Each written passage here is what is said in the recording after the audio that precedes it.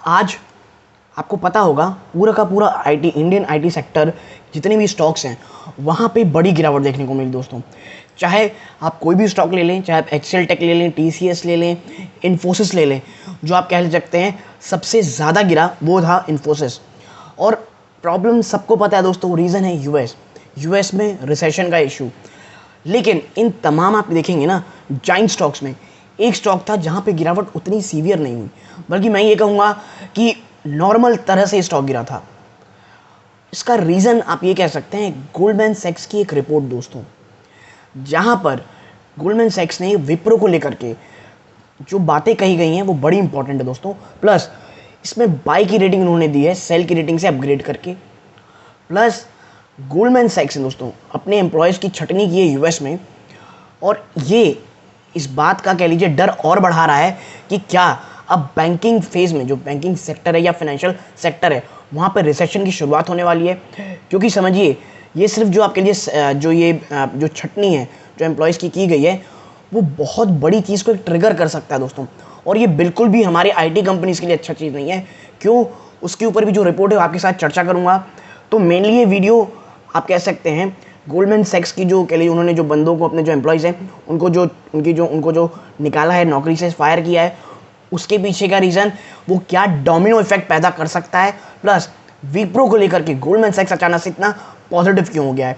नमस्कार दोस्तों, मेरा नाम है अमिताभ मिश्रा और आज बात करने वाला हूँ स्पेशली विप्रो के सेक्टर, विप्रो शेयर के ऊपर।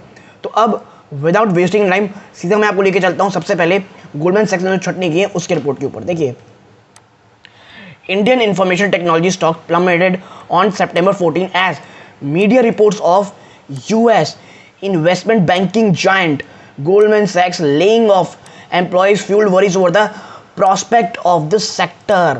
और देखिए जो ये फाइनेंशियल सेक्टर है ना दोस्तों, जो फाइनेंशियल सेक्टर आप कह सकते हैं ये बहुत सारी चीज़ों को ट्रिगर कर सकता है। और यही फियर, यही जो डर है कि क्या फाइनेंशियल सेक्टर में, क्योंकि लगातार जो इंटरेस्ट रेट बढ़ रहा है, डर यही है कि जो फाइनेंशियल मार्केट है, जो फाइनेंशियल सेक्टर है वो ट्रम्बल ना कर जाए दोस्तों। और यही कारण है कि ये जो ले ऑफ किया गया है दोस्तों एम्प्लॉयज़ को, ये कुछ बहुत बड़ी चीज़ ट्रिगर ना कर दें। Now news agency Reuters reported that Goldman Sachs was looking to trim its headcount as soon as this month amid mounting risk of recession in the US. Goldman Sachs' resumption of the annual practice after a 2-year pause raised concern that other major US banks may follow suit, which could also mean cost cut in segments such as tech services। ये word पड़ेगा दोस्तों। और मैं आपको बता दूं आज भी banking, financial services, insurance services से जो हमारी भारतीय कंपनीज हैं उन्हें बहुत बड़ा जो आप कह सकते हैं जो कॉन्ट्रैक्ट है वो मिलता है। इवन ये सबसे ज़्यादा लुक्रेटिव सेक्टर है हमारी आईटी कंपनीज के लिए। और यही कारण है कि जो गोल्डमैन सैक्स अगर ले ऑफ करता है अपने एम्प्लॉयज़ को, और जो डोमिनो इफेक्ट की मैं बात कर रहा हूँ वो भी यही कह रहे हैं दोस्तों कि दैट यूएस बैंक्स में फॉलो सूट। तो अन्य यूएस बैंक भी आप कह सकते हैं कि इसी तरह जो है आने वाले समय में चीज़ें फॉलो कर सकते हैं। एम्प्लॉय बेनिफिट, जो एम्प्लॉयज़ हैं उनके हेड काउंट्स को घटा सकते हैं। प्लस दोस्तों और भी अन्य कॉस्ट कट किए जा सकते हैं, जिसके कारण जैसे टेक सर्विसेज, जो डिजिटल ट्रांसफॉर्मेशन की ड्राइव इतनी ज़बरदस्त चली थी, वहाँ पे आपको पॉज लेता हुआ दिखाई दे सकते हैं आप। Now, the concerns around recession heightened on Tuesday as August inflation print in the US showed that price has continued to dodge the US central bank, which is raising interest rate at the fastest pace in over 4 decades। पिछले 40 सालों में अब तक का सबसे ज़बरदस्त तेजी से इंटरेस्ट रेट बढ़ाया जा रहा है। और इसके बावजूद आप देखिए तो जो इन्फ्लेशन के नंबर्स आए वो बिल्कुल भी प्रोत्साहन देने वाले नहीं हैं। और ये इस चीज़ को और जे लीजिए आग में घी का काम कर रहे हैं कि आने वाले समय में जो 21 सितंबर को जो फेड की मीटिंग है वहाँ पे कहीं 75 बेसिस पॉइंट से 1% या आप कह सकते हैं 100 बेसिस पॉइंट भी इंटरेस्ट रेट ना बढ़ाया जाए। और अगर ऐसा होता है तो प्रॉब्लम आपके सामने खड़ी है, स्थिति खराब नहीं बहुत खराब हो सकती है। Now technology stocks in the US were sold off Tuesday after inflation in August came in at 8.3%। ठीक है, 8.3% आया था। देखिए आप ये कह सकते हैं जो ऑल टाइम हाई लगभग 9% से ऊपर इन्फ्लेशन था वो कम तो हुआ है, लेकिन उसके बाद इतनी एग्रेसिव तरीके से जो आप कह सकते हैं इंटरेस्ट रेट बढ़ाने के बावजूद वो असर नहीं दिख रहा जो दिखना चाहिए। Now faster than economies expectation of 8.1। देखिए इकोनॉमिक्स की जो एक्सपेक्टेशन थी वो 8.1 थी, लेकिन ये 8.3 में आई। ठीक है। Now the August inflation print has reignited fear that the US Federal Reserve will continue to raise interest rate at a faster pace which may eventually trigger recession in the economy। और अगर US में economy में recession आता है ना दोस्तों, ये बिल्कुल भी सही नहीं रहेगा। क्यों नहीं रहेगा, देखिए मैं आपको बताता हूँ ये अगली रिपोर्ट में। विप्रो में मैं आऊँगा दोस्तों, क्योंकि लेकिन आपको एक प्रोस्पेक्टिव देना कि आईटी स्टॉक्स के साथ प्रॉब्लम क्या है ये आपको बताना ज़रूरी है दोस्तों। और विप्रो में कहाँ आप कैसे कंफर्टेबिलिटी गोल्डमैन सैक्स देख रहा है ये आखिरी बात करेंगे। देखिए now the US accounts for more than 25 to 65% of revenue for most Indian information technology companies. और यही मैं बार बार कह रहा हूँ दोस्तों कि यूएस में रिसेशन हमारी भारतीय कंपनियों के लिए खराब नहीं, बहुत खराब रहेगा, क्योंकि 25 से 65% का रेवेन्यू तमाम यूएस जो हमारी कंपनीज है, भारत कंपनीज, उनका रेवेन्यू यूएस से 25 से 65% आता है। A slowdown in the growth of the US economy will likely push clients to cut back on spending on IT services or delay the completion on ongoing projects।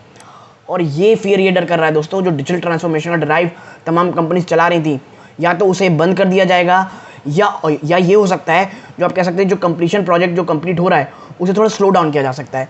ये कहकर भाई हम इतनी पेमेंट अभी नहीं कर सकते और उन चीज़ों को होल्ड किया जा सकता है ना। IT stocks had recently found some favor with investors after the commentary from their management that they have not seen any slowdown in deal wins or cut back on spending by clients। हमारे यहाँ ये है ना दोस्तों कि companies की जो लगातार कमेंट्री हो रही है कि इस साल हमें नहीं देखने को मिल रहा, क्योंकि इस साल मैं आपको बता दूँ देखने को मिलेगा ही नहीं।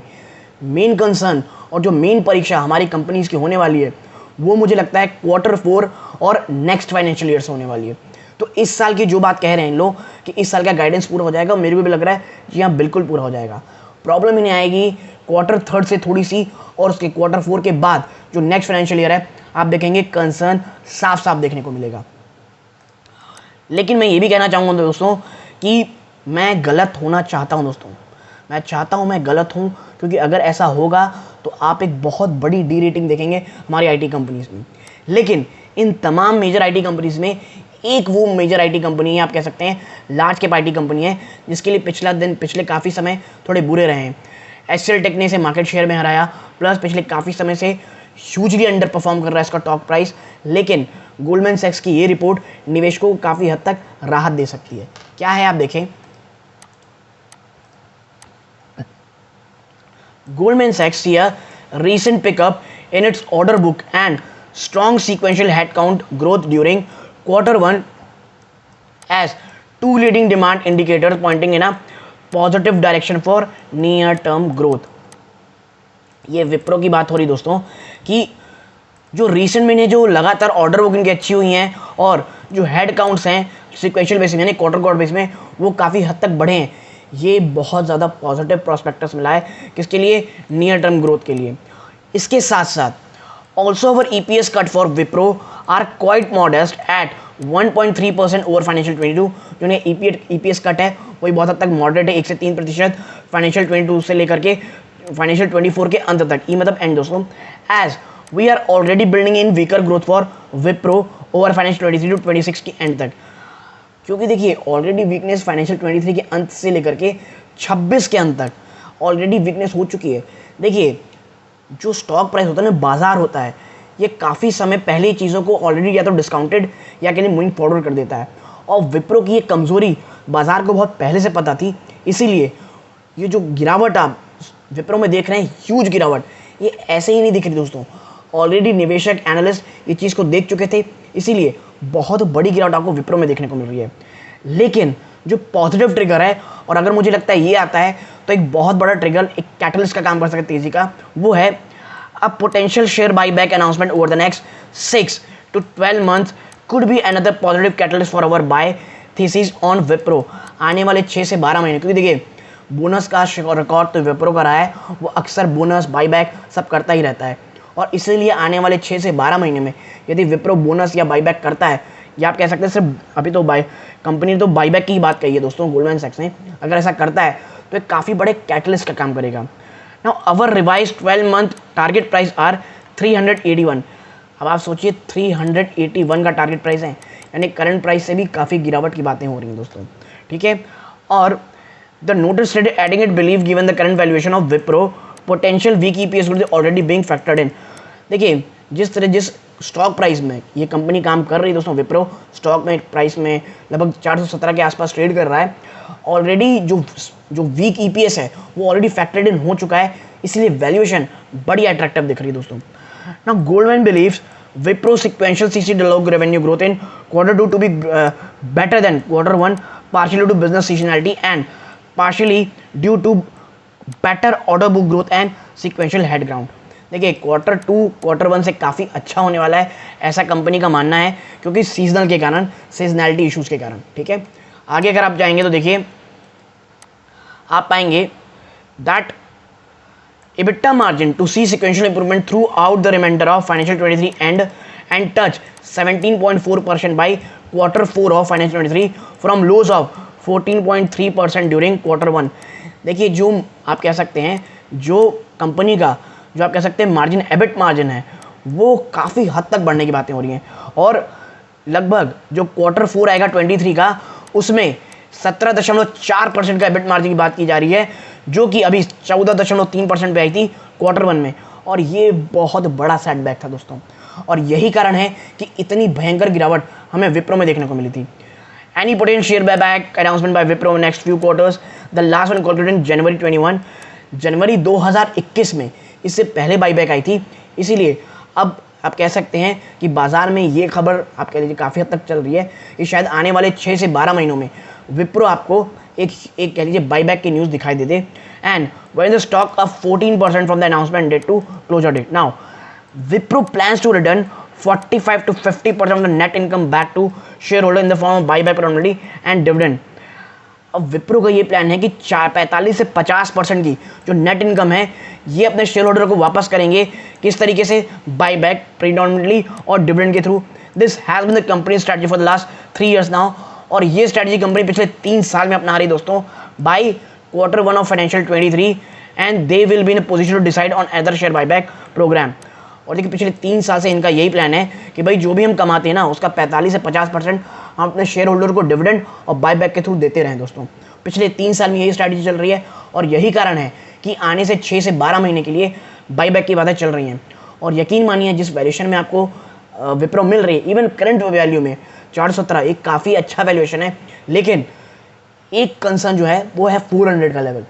अगर 400 का लेवल बहुत ही बड़े वॉल्यूम से टूटता है, स्टॉक नीचे जाता है, मुझे लगता है 375 to 350 एक बार आपको ये स्टॉक टच करके जरूर दिखा सकता है। लेकिन मैं फिर कहूँगा लॉन्ग टर्म में है, SIP मोड में, या आप कह सकते हैं हर 10 to 12% के डिप में स्टॉक को खरीद सकते हैं।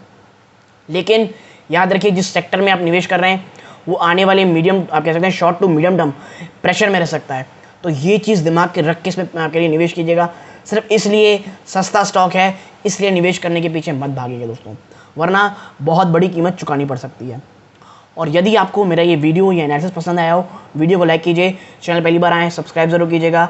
यहाँ तक जुड़े रहे, अपना कीमती समय दिया इस बात का बहुत बहुत धन्यवाद दोस्तों। ये इस वीडियो का अंत है।